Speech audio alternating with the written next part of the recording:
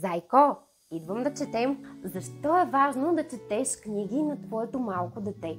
И по какъв начин това подпомага езиковото развитие? Казвам се Михайла Калинкович и съм логопед. Помагам на родители като теб да подкрепят своето детенце в процеса на проговаряне и езиково развитие.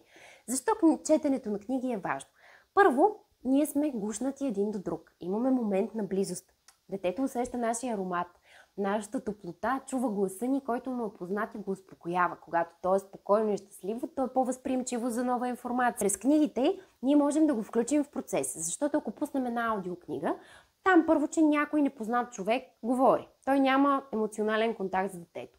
Второ, нямаме опора дори картина. То не владее все още толкова в достатъчна степен езика, за да може само по слухов път да се ориентира. И трето, всеки път тази аудиоприказка звучи по един и същи начин. А когато мама я чете, тя всеки път е различна и това дава допълнителна информация и ценност за детето, което слуша. Включи го в процеса. Нека издърпва, избутва, завърта. Следи погледа му, интереса му. Нека това бъде водещо за теб. Да отгръща страничките. Забавяйте на моментите, които са му интересни. Прескачайте моментите, които не са му интересни. Защото в моментите на близък контакт и разговор за прочетеното, детето събира информация.